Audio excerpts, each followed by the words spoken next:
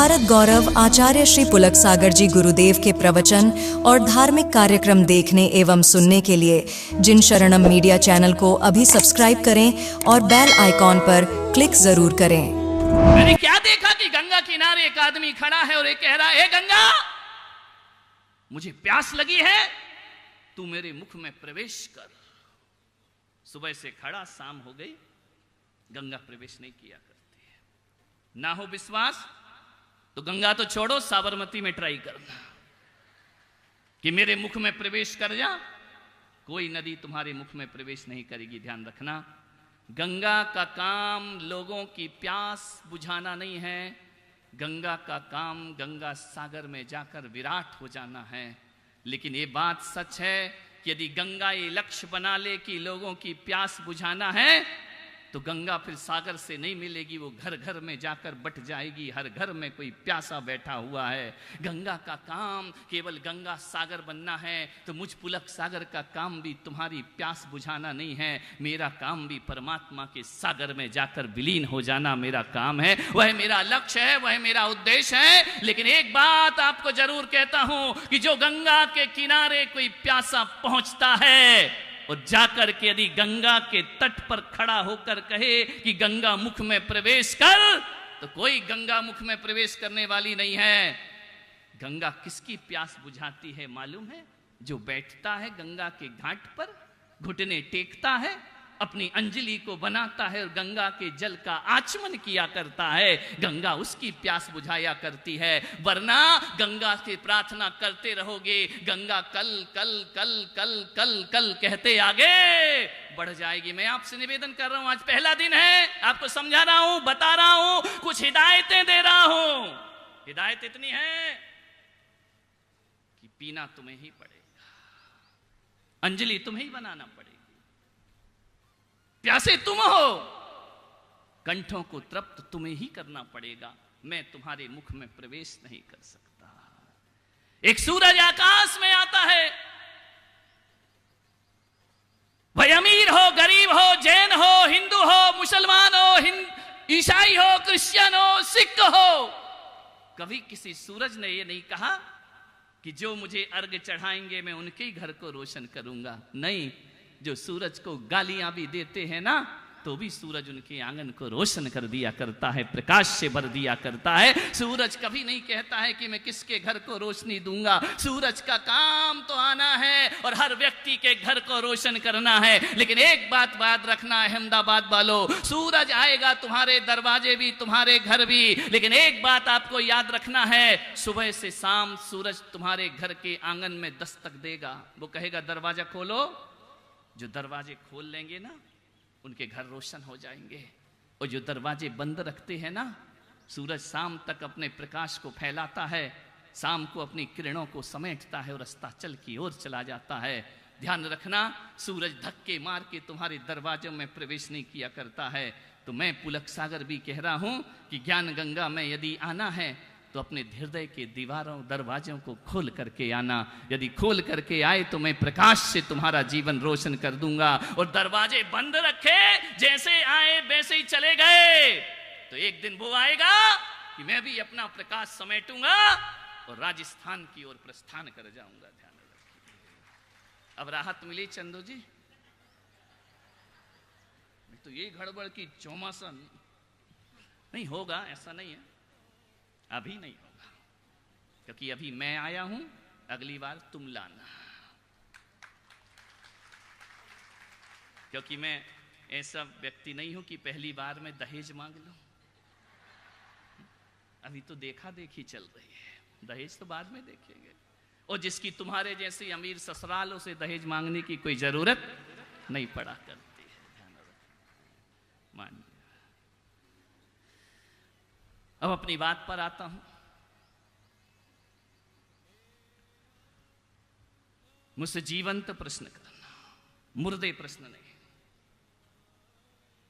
जिंदगी के प्रश्न करो, जिंदगी से पूछो, तुम जिंदगी हो, तुम जिंदगी को जी रहे हो। कोई ईसाई आकर मुझसे कहे कि मरियम कुमारी मां थी या शादीशुदा थी, इसके उत्तर देना उचित नहीं है, क्योंकि ईसाई के अलावा इससे किसी को कुछ लेना देना नहीं है। कोई जैन आकर के कहे कि महावीर की शादी हुई या नहीं हुई, इससे कोई फर्क नहीं पड़ता है।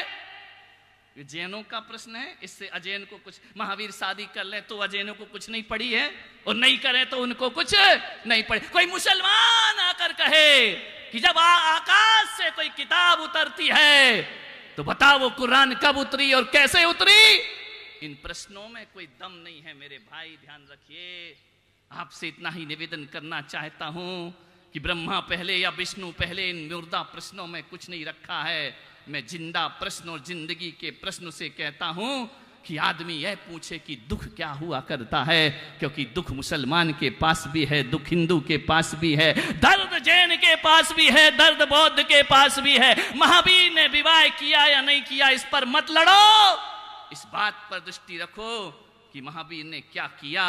यदि तुम कर लोगे तो तुम भी महावीर जैसी संपदा को प्राप्त हो सकते हो। ध्यान रखिए, महावीर ने क्या, लोग लड़ रहे हैं, इसी पे लड़ रहा है जैन समाज।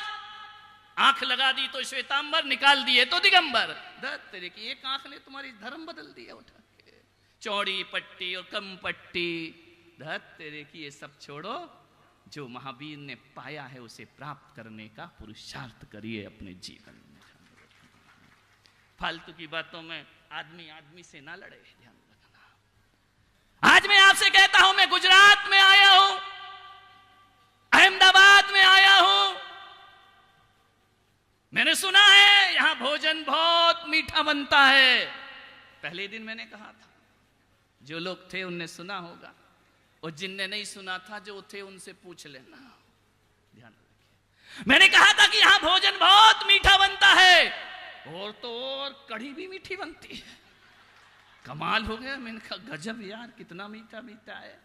लेकिन आज मैं अहमदाबाद में मीठा भोजन नहीं बनाऊंगा। मैं आज आपसे इतना ही निवेदन करता हूं कि मिठाई तो हर साल मीठी बनती है, मिठाई तो हर साल मीठी बनती है।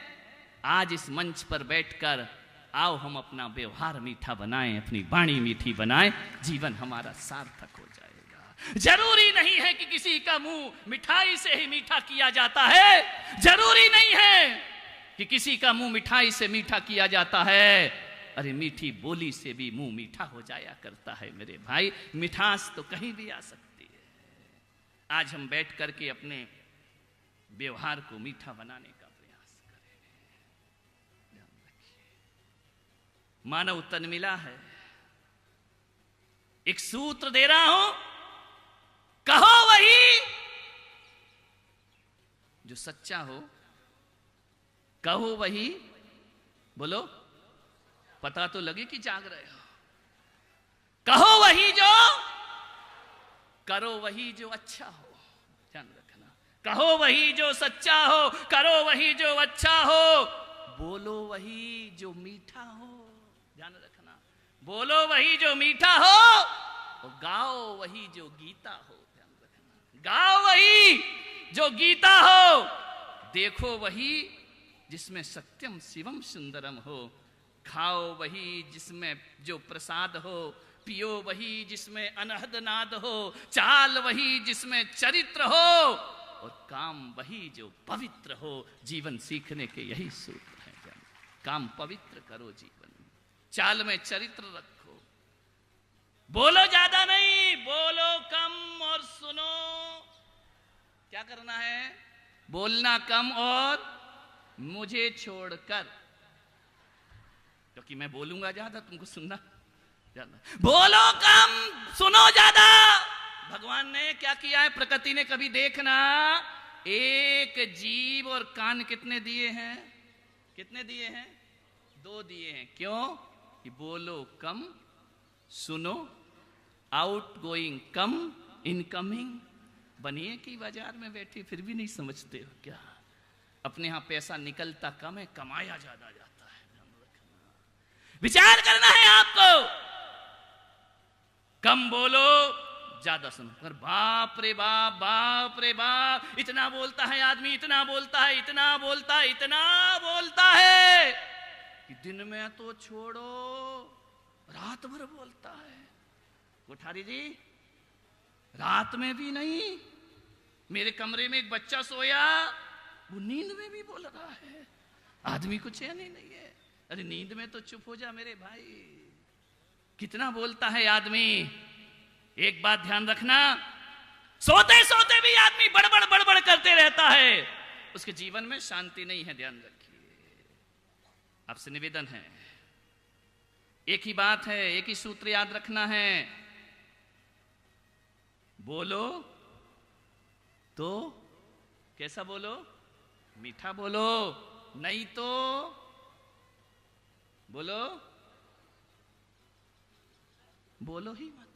ध्यान रखना, एक बात ध्यान रखना, एक सूत्र अपना लेना, डायरी में लिख लेना, दिमाग में लिख लेना कि इंसान की तरह बोलना ना आए तो जानवर की तरह मौन होना सीख लीजिए, तुम्हारी जिंदगी अपने आप परिवर्तित हो जाएगी। इंसान की तरह बोलो और इंसान की तरह बोलना नहीं आता है तो जानवर की तरह मौन होना सीख लीजिए। ध्यान रखना, दुर्घटनाएं घट रही इस संसार में, आदमी जब भी बोलता है लठ मार बोलता है, ऐसा बोलता है सामने वाले का सीना छलनी। हाँ, ध्यान रखिए गुजरातियों, अहमदाबाद वालों, मीठा खाने से जिंदगी मीठी नहीं होती है, मीठा मीठा बोलने से जिंदगी मीठी हो जाया करती। मीठा बोलना सीखो, कड़वा मत बोलो, कठोर मत बोलो, तीखा मत बोलो। एक बात याद रखो, खुदा को भी पसंद नहीं सख्ती जुबान में, खुदा को भी पसंद नहीं सख्ती जुबान में, इसीलिए तो नहीं दी है हड्डी जुबान में। ध्यान रखना, सख्ती मत रखिए, अच्छे से बोलो, प्रेम। मैं कितने प्रेम से बोलता हूं, मैं बोल भी देता हूं, तुम हंस भी लेते हो और हो भी जाता है काम।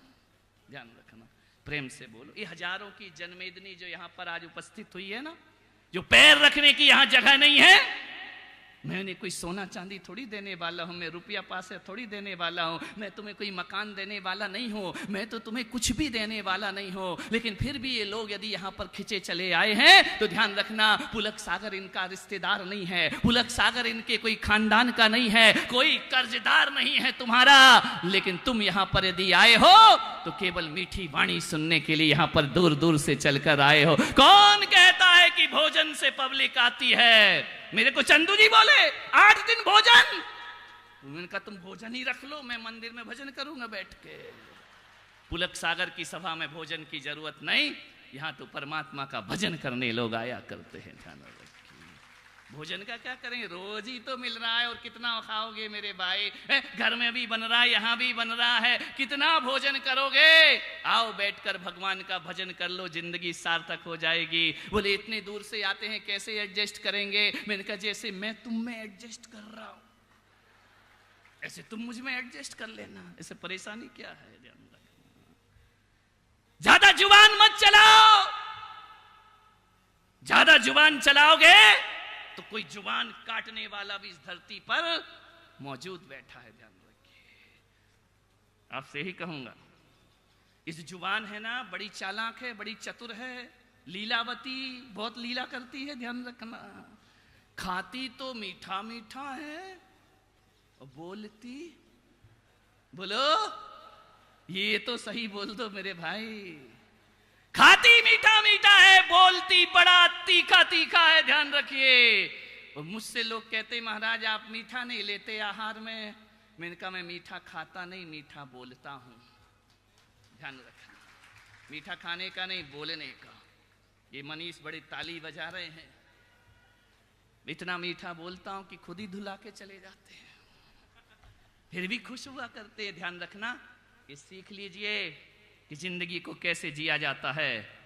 आदमी इतना होशियार है, जब भी बोलता है कड़वा बोलता है, बोलते बोलते भी आदमी इतना चालाक हो गया है, वो कहता है भाई साहब माफ करना, छोटे मुंह बड़ी बात क्यों कर रहा? बड़ी बात जब छोटा मुंह है ना तो छोटी बात कर, नहीं अदरवाइज नहीं लेना। अब तू पहले ही बोल रहा तो मैं तो लूंगा अदरवाइज। भाई मैंने तो कभी सोचा ही नहीं था कि अदरवाइज लेना है। या बहुत होशियार है आदमी, अपनी बात भी कह देता है, माफी भी मांग लेता है, ये भी कह देता है अदरवाइज नहीं लेना। ध्यान रखना, मैं आपसे निवेदन करता हूं यदि आपको लगता है घर में मेरी इस बात से किसी को बुरा लगेगा तो बुरी बातें मत बोलिए। ध्यान रखिए, रोक लीजिए उनको, वहीं स्टॉप कर दीजिए, मत बोलिए।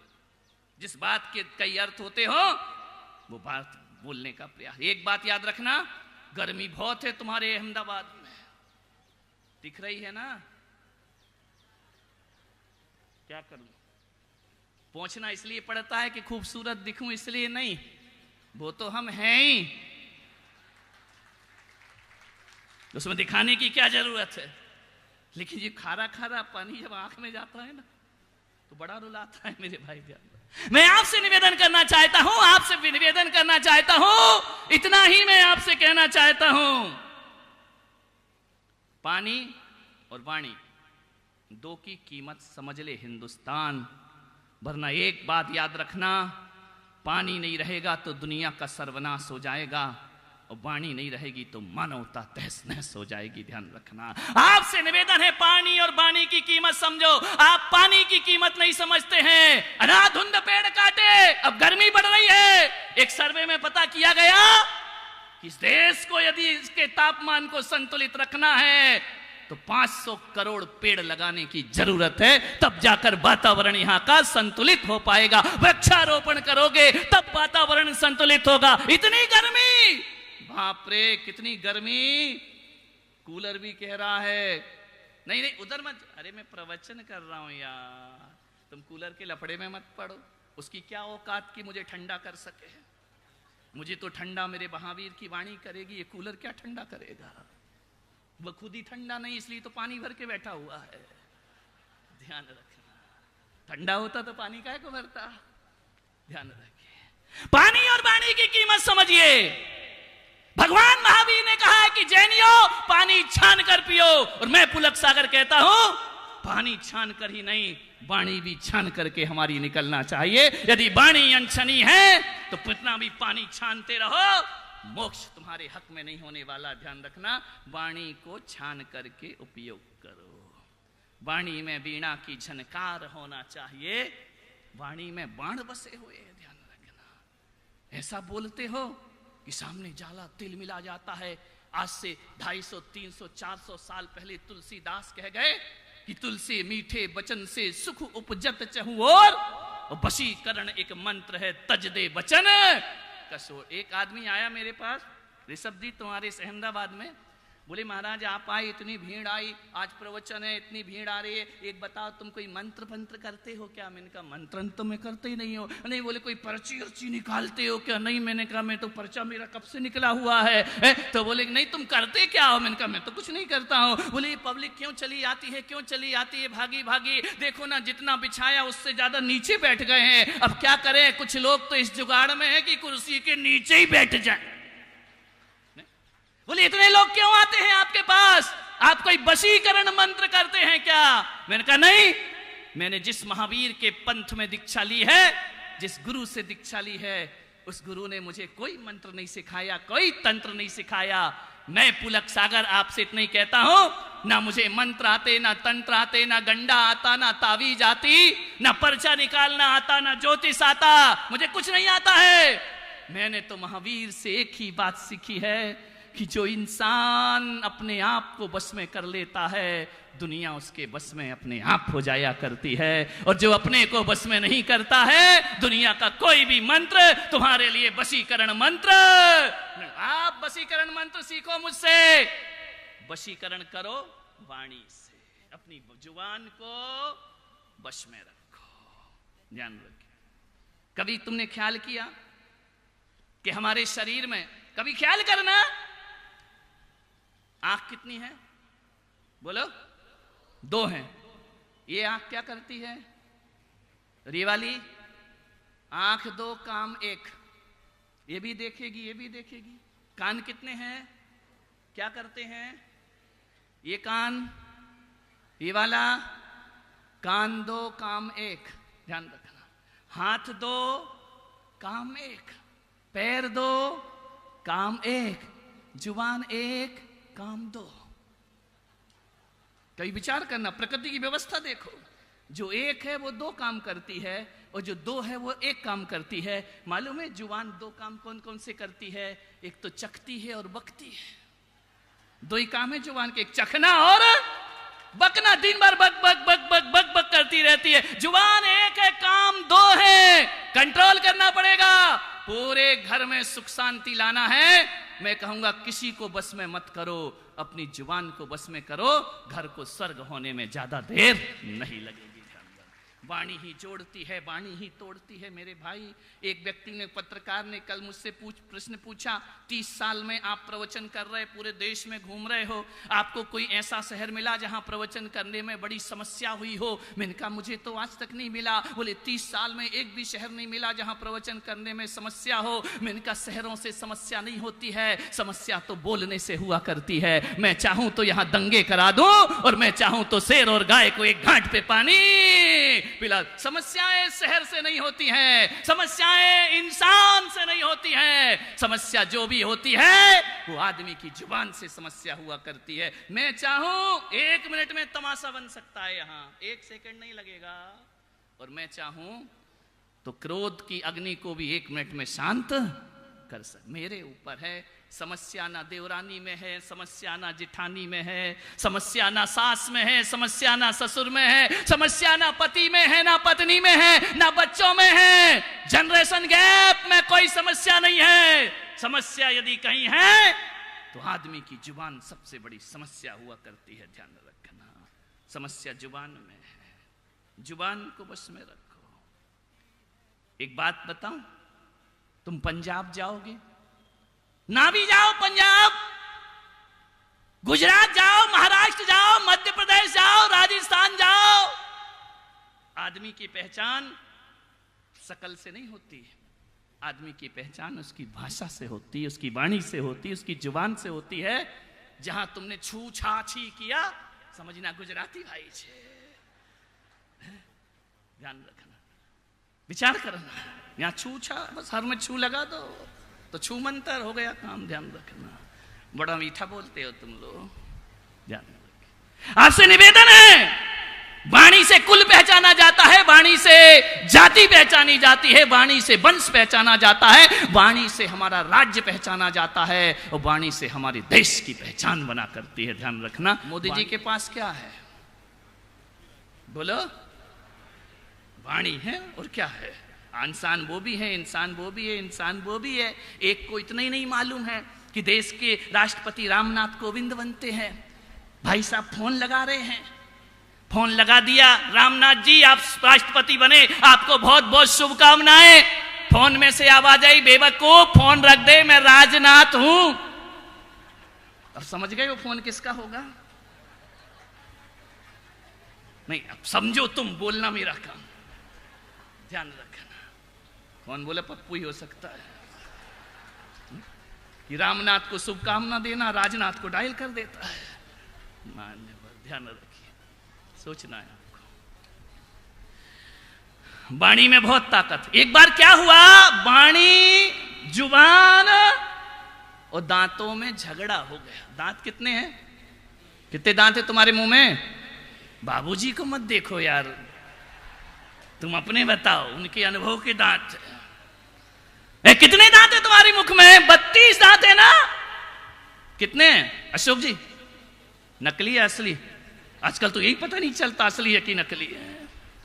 एक जगह ये हो गई कि मुल्ला नसरुद्दीन कहीं से जा रहा था, इतने में वहां से रामलाल आ गया। रामलाल ने कहा, ए मुल्ला संभल के चल। मुल्ला ने कहा, ए क्या कर लेगा तू?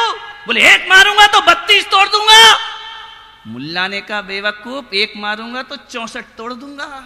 अरे रामलाल ने कहा, बेवकूफ, 32 होते दांत, 64 होते भी है। हाँ, बाजू में एक खड़ा था खट्टर काका, उसने कहा कि हाँ 64 होते। बोले कौन? बोले एक मारूंगा तो 64 टूटेंगे। मुल्ला ने कहा, पागल, मुझे मालूम था तू बीच में जरूर बोलेगा, मैंने 32 तेरे भी गिन ली है। ध्यान रखना, जुबान तो जुबान, 32 दांत एक जुबान। 32 दांतों ने जुबान से कहा, है जुबान ज्यादा मत चला कर। जुबान ने कहा, मैंने क्या गलती की? बोली, हमको पहरेदार बना के रखा है। अब लीलावती तो अंदर बैठती है, 32 सिक्योरिटी खड़ी हुई है।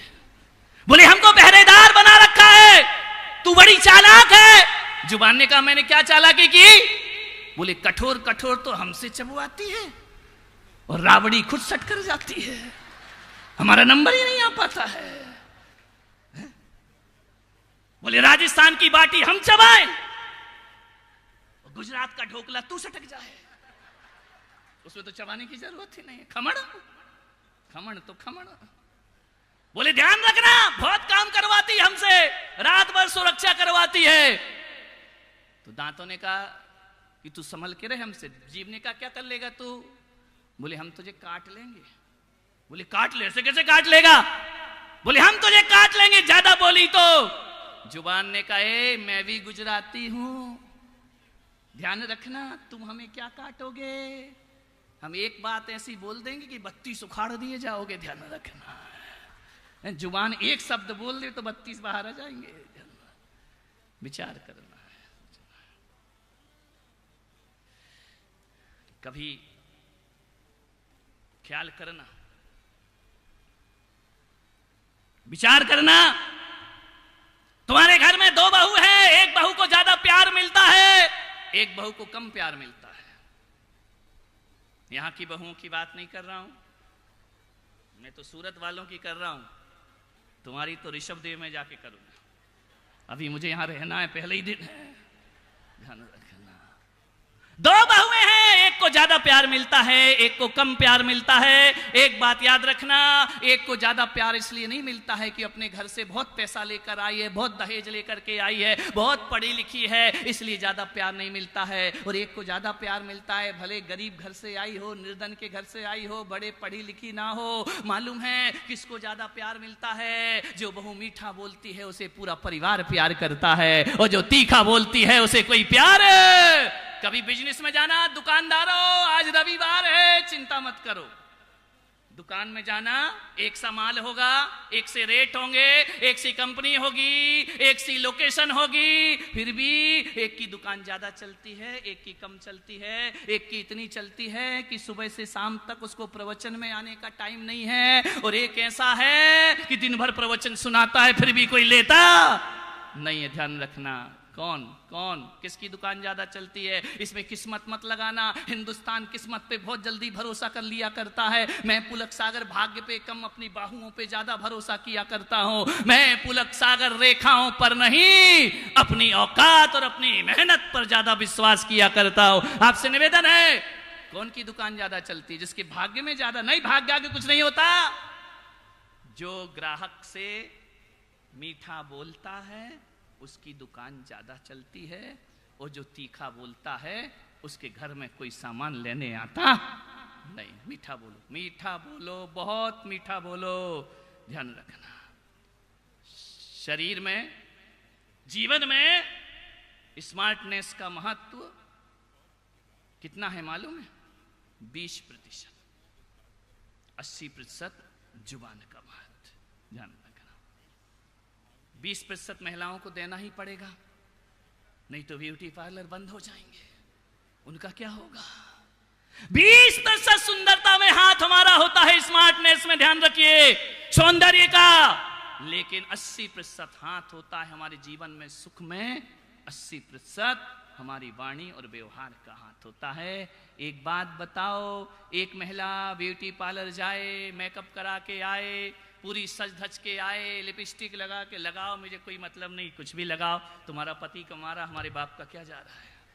ध्यान रखना, कुछ भी लगाओ, कितने भी सुंदर आभूषण पहन लो, महंगा चोला पहन लो, एक बात बताओ, जो बहू बहुत सुंदर दिखती हो, गोरी हो, पैसा हो, रुतबा हो, सब कुछ हो, लेकिन यदि वो आपसे मीठा नहीं बोलती है, उसकी सुंदरता का कोई मूल्य नहीं होता है। और एक बहू सुंदर भले ना हो, काली हो, कैसी भी हो, लेकिन बोलने में ऐसी बोले कि कोयल कूका करती है, तो मेरा जहां तक विश्वास है, दुनिया का प्यार वो काली बहू पाती है, गोरी बहू को मिले इसकी कोई गारंटी। ताली आदमी ज्यादा बजा रहा है या ये ज्यादा बजा रहे? नहीं, तुम बजाओ यार, ध्यान रखना, बजा दो, रोज तो बजते हो, आज बजाओ। ध्यान रखना, विचार। सुंदरता का महत्व नहीं होता है। कभी तुमने वो टीवी पर देखा, एक बंदर होता है, चिंपांजी। देखा ऋषभ जी, इधर क्यों देख रहे तुम बाजू में? भगवान जाने, जब बंदर की बात करूं आदमी पड़ोस में देखता है। ध्यान रखना। एक बार ऐसे ही हुआ, बिहार में लालू जी चले गए बाजार, और जैसे ही बाजार गए, दुकान लगी हुई थी, एक फोटो उठाई और दुकानदार से कहा ये बंदर का फोटो कितने में दिया? दुकानदार ने कहा रख दे, फोटो नहीं आईना है। कुछ लोगों को घर में जाके समझ में आएगा। ध्यान रखना, विचार करिए। एक बंदर में और इंसान में ज्यादा अंतर नहीं होता है, एक चिंपांजी में और मनुष्य में ज्यादा अंतर नहीं होता है। एक बात ध्यान रखना, चिंपांजी के 98% जीन्स मनुष्य की तरह हैं। डार्विन ने भी कहा है ना कि मनुष्य बंदर का विकास है। मैंने कहा ऐसे कैसे कह दिया बंदर का विकास है? आदमी बंदर का विकास कैसे हो सकता है? लेकिन बिल्कुल सही कहा, चिंपांजी में 98% जीन्स जो होते हैं वो मनुष्य की तरह होते हैं। बस दो चीज उसमें नहीं होती है, एक तो वह मनुष्य की तरह बोल नहीं पाता और मनुष्य की तरह सोच नहीं पाता। मैं आपसे निवेदन करता हूं, यदि आप भी मनुष्य की तरह बोलना और सोचना बंद कर दोगे तो तुम में, और ऐसी हल्की भाषा में नहीं बोलता हूं, इनसे इतनी बार सुन चुके हो, मुझे बोलने की जरूरत नहीं है। ध्यान रखो, तुम में और बंदर में कोई अंतर नहीं होगा। दो जीन्स ज्यादा है हमारे। हम अच्छा बोल सकते हैं मनुष्य की तरह और अच्छा सोच सकते हैं। ध्यान रखना, दो चीज पर आप विशेष ध्यान दीजिए मान्यवर। ओंठों पर लिपस्टिक कितनी भी गहरी हो, ध्यान रखना आप लोगों के आकर्षण का केंद्र नहीं बन सकती हैं। काले ओंठ भी मीठा बोलते हैं, हजारों उसकी ओर आकर्षित हो जाया करते हैं। लता मंगेशकर कोई बहुत ज्यादा सुंदर नहीं थी, खूबसूरत नहीं थी, लेकिन उसकी वाणी में वो दम था कि वो वाणी देश की आवाज बन जाया करती है। ध्यान रखिए, आदमी अपनी आवाज से पूछा जाता है, आदमी अपने गुणों से पूजा जाता है, आदमी अपने व्यवहार से पूजा जाता है। कुछ मत करना, आज की इस ज्ञान गंगा का पहला पाठ है। पहला पाठ, जुबान मीठी बनाओ। महिलाओं, चाय में शक्कर डालना भूल जाओ, चलेगा? जुबान में मिठास डालना कभी मत भूलना, क्योंकि बिना शक्कर की चाय चंदू जी के काम आ जाएगी। डायबिटीज क्या कर सकते हो? बिना शक्कर की चाय किसी शुगर पेशेंट के काम आ जाएगी। आपकी शुगर बढ़ती है तो डॉक्टर कहता शक्कर नहीं खाना, लेकिन आज तक किसी शुगर पेशेंट को बोला कि मीठा नहीं बोलना? ध्यान रखना, नहीं, चाय में शक्कर डालना भूल जाओ, पर जुबान में शक्कर डालना कभी मत भूलना। विश्वास ना हो तो एक पुरुषार्थ करना, घर जाना, 1000 लीटर नींबू का रस रखा हो एक ड्रम में, एक भी चींटी उसके तरफ आकर्षित नहीं होती है, और एक बूंद चाशनी पड़ी हो तो हजारों चींटियां उसकी तरफ आकर्षित हो जाया करती हैं, हजारों चींटियों का वह भोजन बन जाया करता है। ध्यान रखिए, जुबान मीठी रखो, जुबान में चाशनी घोलो, जुबान आभूषण ना मिले चलेगा, वाणी अच्छी होना चाहिए। मान्य आपसे निवेदन है, बात ही बात में विश्वास बदल जाते हैं, बात ही बात में विश्वास बदल जाते हैं, रात ही रात में इतिहास बदल जाते हैं। अरे पैदा तो कर अपनी जुबान में इतनी नरमी, अरे नर्म लहजे से तो पत्थर भी बदल जाते हैं, नर्म लहजे से तो पत्थर भी पिघल जाते। बिल्कुल नरमी बरतो, बहुत संभल करके बोलो, बहुत अच्छे से बोलो। बहू से बेटी जी कहकर बुलाओगी तो वो भी कहेगी मम्मी जी, कही क्यों रही, सो रही है? मैं मंदिर से आ गई, अभी तक नहीं उठी, अभी तक नहीं जागी, चाय नहीं बनी, सो रही है 8 बजे तक। बहू सोचेगी यार जे अम्मा जी गंगा जी नहाने गई थी, ऐसा लग रहा आते ही मंदिर से बरस पड़ी, ऐसा लग रहा जैसे जूडो कराटे सीख करके आई हो। माहौल बदल गया है अहमदाबाद वालों, लड़के पराठे बना रहे हैं, लड़कियां कराटे सीख रही हैं, बदल गया माहौल। हाँ, तू बड़ी ताली बजा रहा है, तेरे घर से तो सीखा है मैंने। विचार करिए, सम्मान देकर सम्मान पाओ, इज्जत देकर इज्जत पाओगे, मीठा बोलकर मीठा पाओगे। बहुरानी कहो तो वो तुम्हें माता रानी कह करके बुलाएगी, ध्यान रखना है। आपसे निवेदन है, यही कहूंगा।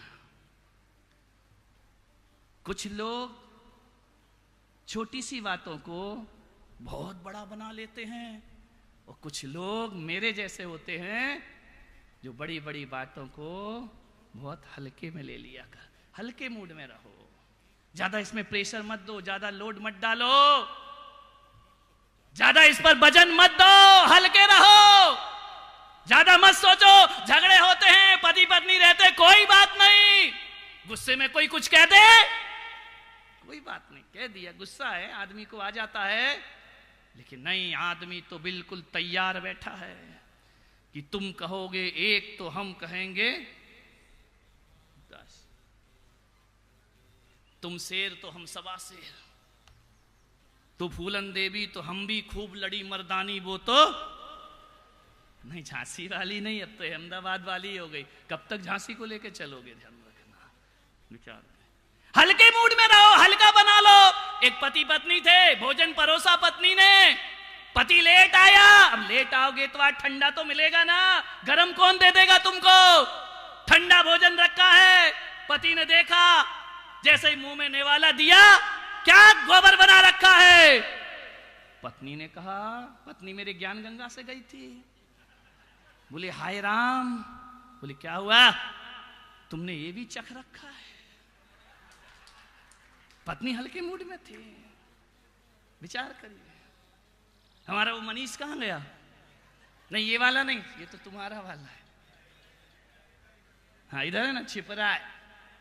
एक बार गया यहाँ अहमदाबाद, सवेरे सवेरे नाई की दुकान पर, नाई से बोला तुमने कभी गधे की हजामत बनाई है? गुजराती था। बोले बैठ, ट्राई करता हूं। ध्यान रखना, विचार करो, बड़ी बातों को हल्के मूड में ले लो। एक बार चला गया किराने की दुकान में। बोले क्यों, यहां कुत्ते के बिस्किट मिलते हैं क्या? गुजराती ने कहा यहीं खाएगा या घर ले जाएगा? ध्यान रखना, हल्के मूड में ले लो, जिंदगी बड़ी हल्की हो जाएगी। काहे को छोटी छोटी बातों को सिर पे चढ़ा करके रखते हो? एक पति पत्नी बाजार गए। पति ने कहा तू कहे तो एक कुत्ता खरीद ले।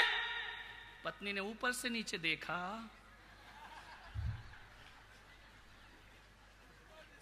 बोले जब से तुम मिले हो मेरी सारी ख्वाहिशें पूरी हो गई हैं, क्या जरूरत है लेने की? मान्य विचार करिए। कौन बोला हमारे घर की बातें क्यों बता रहे महाराज?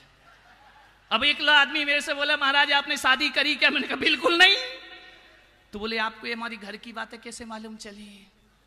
अरे मैंने कहा, बोले आप घर गृहस्थी की बातें ऐसे कैसे कर लेते हो? आपने तो गृहस्थी नहीं बसाई, शादी नहीं करी। मैंने कहा एक बात ध्यान रखना है अहमदाबाद वालों, मैं आपसे भी कह रहा हूं कि जितना गृहस्थी को तुम जानते हो उससे ज्यादा हम जानते हैं। समझ में आया? अंतर इतना है कि तुम गृहस्थी को जान के गृहस्थी में डूबते हो और हम गृहस्थी को जानकर गृहस्थी से उबते हैं। ध्यान रखना, हम ऊपर उठा करते हैं। संत में और उनमें इतना ही अंतर होता है। बोले आपको इतनी बातें कहां से आती हैं? मैंने कहा मैंने कोई शास्त्र में नहीं पढ़ा, कोई किताब में नहीं पढ़ा। मैंने कहा तुम ही मेरे कमरे में आते हो, अपने रोना रो के चले जाते हो, मेरा प्रवचन तैयार हो जाता है। और कहां से लाऊंगा मैं? स्वर्ग से थोड़ी लेकर के आऊंगा ये गाथाएं। तुम ही तैयार मैटर दे के चले जाते हो। ध्यान रखना, सोचना है आप। एक देवर था, बड़ा मनचला था, उसकी एक भाभी थी। अभी टाइम है, वैसे भी रविवार नहीं। ऋषभ जी गुस्सा मत करना, कर भी लोगे तो मेरा क्या बिगाड़ लोगे? मैंने तुमसे 9 बजे लिया था, मैं भी टाइम पे छोड़ दूंगा। ध्यान रखिए, एक देवर था, उसकी एक भाभी थी। अब दुर्भाग्य से भाभी की एक हेडलाइट बंद थी। समझ गए क्या? अब थी तो थी, अब कोई क्या कर सकता है? ये तो प्रकृति की देन है। किसी को 2 नैन मिलते हैं, किसी को एक ही नैन मिलते हैं, है ना? हमारा मनीष शादी करने गया, लड़की देखने। पूछा कि भाई लड़की कैसी है? बोले बहुत अच्छी है। उसके बाजू वाले से मैंने पूछा कैसी है लड़की? बोले बहुत अच्छी है। मैंने कहा बहुत अच्छी कैसी? बोले उसकी दाईं आंख बाईं आंख को रोज देखती है। मैंने कहा क्या मतलब? बोले आपस में ही चल रहा है, इसकी तरफ तो देखा ही नहीं है। ध्यान रखना। माने भाभी थी, मीठा बोलो, रोज जाकर कहता भाभी कानी छाछ ला। भाभी कहती छाछ पीना है तो मुझे बताने की क्या जरूरत है? भाभी कानी चिढ़ाता था, छेड़ता था। भाभी परेशान हो, ओ भाभी कानी छाछ लेकर आ।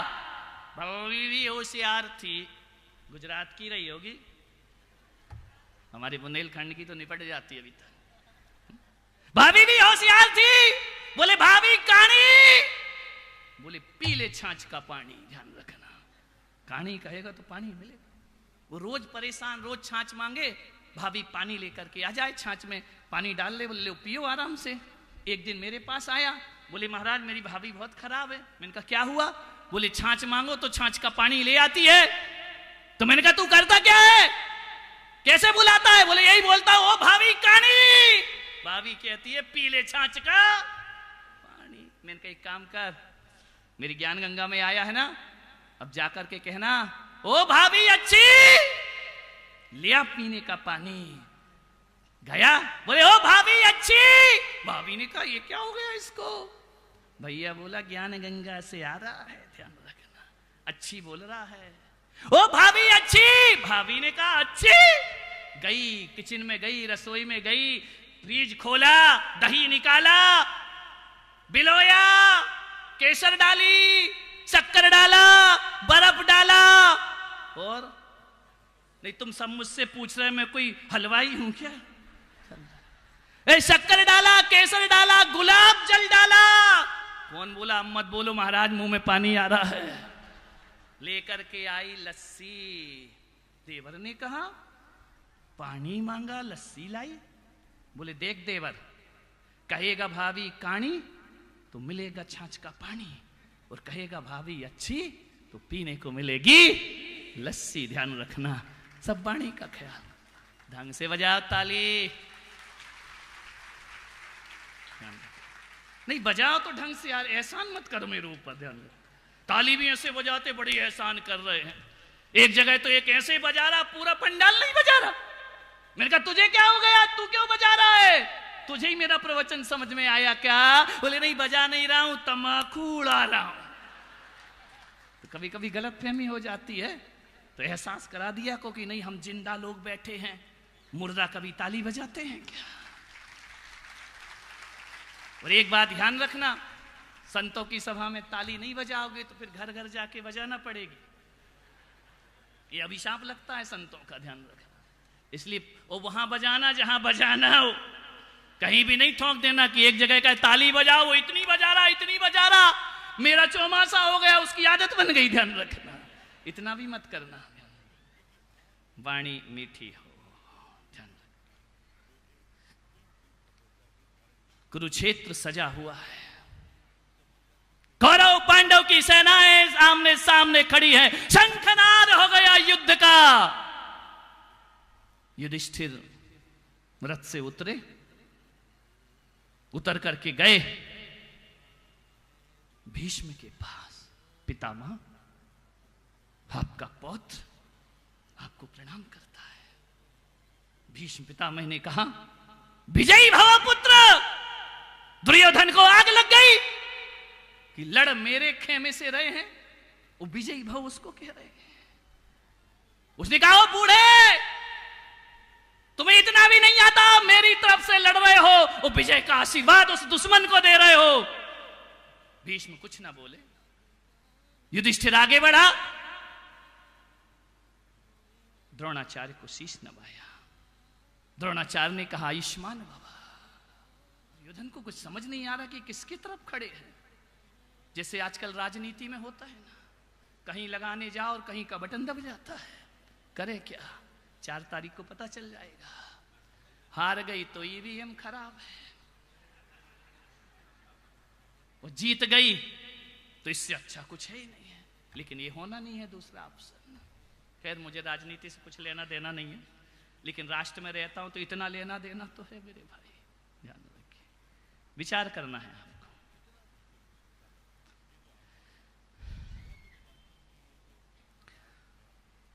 इतना ही मेरा आग्रह है, इतना ही मेरा निवेदन है आपसे कि जैसे ही युधिष्ठिर आगे बढ़ा, कृपाचार्य को प्रणाम किया। कृपाचार्य ने कहा चक्रवर्ती भवो।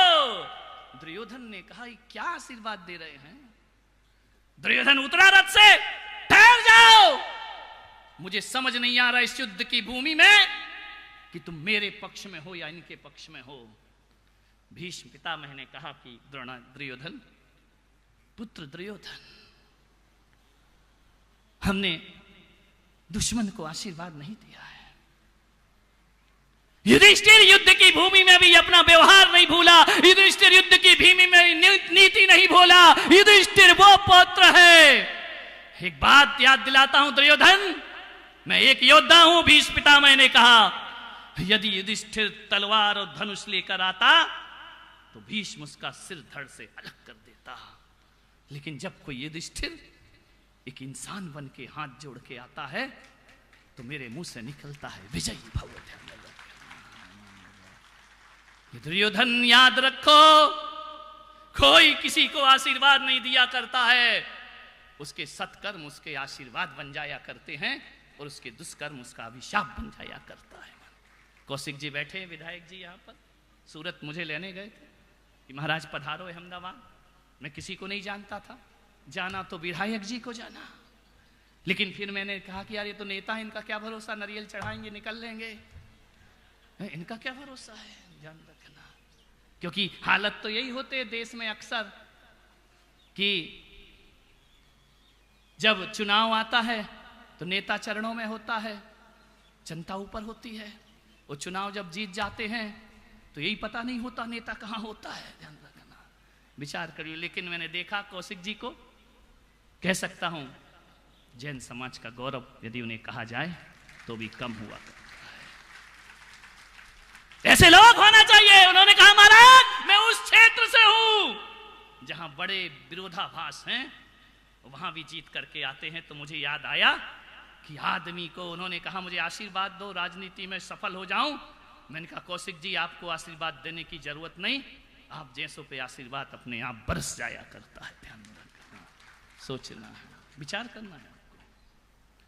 भीष्म ने कहा मैंने आशीर्वाद दिया नहीं, निकल गया। दुर्योधन, यदि तू युद्ध से पहले हमारे चरणों में दुर्योधन बन के आता तो भीष्म पिता में पहला आशीर्वाद विजयी होने का तुझे प्रदान कर देता। ध्यान रखना, हमारे यहाँ युद्ध में भी धर्म देखा जाता है, हमारे यहाँ लड़ाई में भी युद्ध भी हो तो उसे धर्म युद्ध कहा जाता है। हम वो लोग हैं, हम उस देश के लोग हैं, दुश्मन से लड़ते भी है ना तो दिन भर लहूलुहान हो जाएं।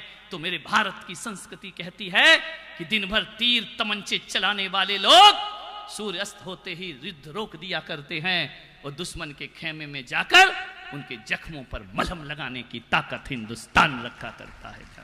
मेरा भारत रख सकता है। मेरे भारत का चिंतन है, संत मनीषियों का चिंतन है कि हम दिन में तो दुश्मन होते हैं लेकिन शाम को हमारे अंदर मानवता जाग जाया करती है। ध्यान रखिए, हम वो लोग हैं जब युद्ध होता है तो वहां भी हम हिंसा में भी अहिंसा का दामन थाम करके चला करते हैं। मान्यवर, युद्ध की रणभेरी बजी, चला आ रहा है मदोन्मत्त हाथी सामने से। अर्जुन से कहा कृष्ण ने, अर्जुन पात उठाओ गांडीव, उठाओ अपना धनुष। और वो जो हाथी आ रहा है उसके गले में जो घंटी है ना, उस पर तीर से सरसंधान करो। उसने कहा कि नारायण ये क्या सिखा रहे हो आप मुझे? वह निहत्था हाथी, अभी तो गज से गज लड़ते हैं, पैदल से पैदल लड़ते हैं, अश्व से अश्व लड़ा करते हैं, मैं रथ में हूं। आप कह रहे कि हाथी के गले की घंटी में तीर मारो। कृष्ण ने कहा कि अर्जुन प्रश्न करने का समय नहीं है, तीर चलाओ। जैसे ही तीर चलाया हाथी के गले की घंटी गिरी युद्ध के मैदान में, कुरुक्षेत्र में। ध्यान रखना, अर्जुन ने कहा कि नारायण ऐसा क्या हुआ? नारायण ने कहा कि तुम नहीं जानते, वो जो युद्ध का मैदान है ना, वहां एक पक्षी टिटहरी ने अपना अंडा रखा है। हम इंसान की लड़ाई में उसकी जान नहीं जाना चाहिए, इसलिए घंटी उसका सुरक्षा कवच बन करके बैठ चुकी है। इसे बोलते हैं भारत का चिंतन, इसे बोलते हैं भारत का दर्शन। ध्यान रखना कि युद्ध के मैदान में भी हमने अपनी अहिंसा को नहीं छोड़ा, युद्ध के मैदान में भी हम अपना व्यवहार नहीं छोड़ते हैं। अरे जीते हो किसी ने देश तो क्या, हमने तो दिलों को जीता है। दिलों को जीतने की आज बात मैं आपसे कर रहा हूं, मैं देश जीतने की बात नहीं कर रहा हूं आपसे। दिल जीतो। ध्यान रखना, किसी को जीत करके कोई नहीं जीत सकता है। एक बात याद रखना, संतों को जीतना है ना, तो उनसे जीत कर तुम नहीं जीत सकते हो। संतों से हार जाओ, संत से अपने आप तुम विजयी हो जाया करते हो। ध्यान रखना, मेरा दिल जीतना चाहो तुम्हें दिल हारना होगा। ध्यान रखना, मोहब्बत में दिल लड़ते नहीं हैं, एक दिल को हारना पड़ता है। जब एक दिल हारता है तब मोहब्बत ऊंचाइयों को प्राप्त किया करती है। ध्यान रखना, दो दिल टकराएंगे तो कभी मोहब्बत जिंदा नहीं रह सकती है। ध्यान रखिए, हारना पड़ता है। आपसे इतना ही कहूंगा, आप मंदिर जाते हो ना, बस हो गया मेरा समय। देखो तुमने जानबूझ के पीछे करी है कि मैं बोलता रहूं बोलता रहूं बोलता रहूं। नहीं, खैर तुम लोग को तो सुनने की इतनी आदत है, आज पहली बार ढंग का सुन रहे हो। संडे है, मुझे भी समझ गए क्या, ऐसी बातें आपको डायरेक्ट समझ में आती है। ध्यान रखना, 24 घंटे में मंदिर आप, बहुत से लोग जाते होंगे, बहुत से नहीं जाते होंगे। जो नहीं जाते मुझे उनका अपमान नहीं करना, और जो जाते उनसे कौन सा बड़ा तीर मार लिया है। ध्यान रखना, लेकिन मैं आपसे इतना ही कहना चाहता हूं कि आप मंदिर जाते होगे, कोई मस्जिद जाता होगा, कोई गुरुद्वारे जाता होगा, कोई स्थानक जाता होगा, कोई जिनालय जाता होगा, कोई कहीं भी जाए, मुझे उससे मतलब नहीं। लेकिन मैं आपसे इतना ही निवेदन कर रहा हूं अहमदाबाद वालों, कि जिस मंदिर में तुम जाते हो उस मंदिर में 1 घंटे रहते हो। ध्यान रखना, 1 घंटे तुम मंदिर को पवित्र बना के रहते हो। ध्यान रखना, किस मंदिर में जाते हो, तुम्हारा ही बनाया हुआ भगवान, तुम ही मूर्ति बना लेते हो, तुम ही स्थापना करते हो, तुम ही पत्थर उठा लाते हो, तुम ही भगवान मान के पूजने लगते हो। एक बात आपसे निवेदन कर रहा हूं कि मंदिर के पत्थर को भगवान मान लेते हो तो घर के रिश्तेदारों को इंसान क्यों नहीं माना करते हो। ध्यान रखिए, माँ बाप को इंसान क्यों नहीं मानते हो, भाई बंधुओं को इंसान क्यों नहीं मानते हो, पड़ोसी को इंसान क्यों नहीं मानते हो। मैं पुलक सागर आपसे कहता हूं, मंदिर जाते हो तो 1 घंटे जिस मंदिर में रहना है उसे कितना पवित्र रखते हो। मैं पुलक सागर कह रहा हूं, 23 घंटे जिस घर में रहते हो उसे अपवित्र क्यों रखते हो। अरे 1 घंटे की पवित्रता यदि घर में ले आओ तो तुम्हारा 1 घंटे का मंदिर जाना सार्थक और सफल हो जाएगा। मेरे भाई, 24 घंटे जिसमें रहना है उसे नरक क्यों मनाते हो, उसे ऐसा स्थान क्यों मनाते हो। मैं तो इतना ही कहता हूं कि ना जा मंदिर, ना जा मस्जिद, ना जा तीर्थ स्थान, तेरे दिल में बसे हैं भगवान। ध्यान रखना, इस भगवान के भीतर के भगवान को जागृत करो। ये मत सोचो कि मैं तुम्हें झकझोर रहा हूं, मैं तुम्हारे भीतर के बैठे हुए भगवान को आवाज दे रहा हूं। ध्यान रखना, जो सुप्त पड़ा हुआ है, ध्यान रखना, सोया हुआ है। एक बार आदमी यदि अपनी सोच बदल लेता है तो यही नरक जैसा घर स्वर्ग में परिवर्तित हो जाता है, और सोच खराब हो तो स्वर्ग जैसा घर भी नरक में बन सकता है। ध्यान रखना, हीरे मोती मकान सुख नहीं देते, आदमी का व्यवहार और मीठी जुबान उसे सुख दिया करती है। ध्यान रखिए, मीठा बोल लो, जिंदगी बहुत आनंद में व्यतीत हो जाएगी।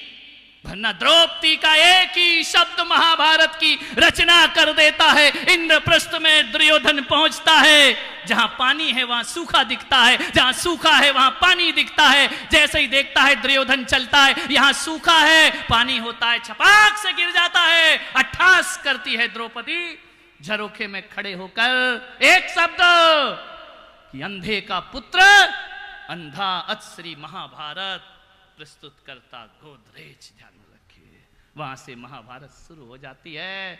एक दुष्शब्द ने घर को महाभारत खड़ी कर दी। दुर्योधन ने कहा कि द्रौपदी, इस अपमान का बदला तेरे से भरी सभा में नहीं लिया तो मेरा नाम भी दुर्योधन नहीं होना चाहिए। ध्यान रखना, हमसे निवेदन है, सब शब्दों का खेल है। शब्दों से ही दुनिया के शहंशाह बन सकते हो। मैं इतना ही कहूंगा कि सीने में जलन, आंखों में तूफान सा क्यों है, और इस शहर का हर शख्स परेशान सा क्यों है।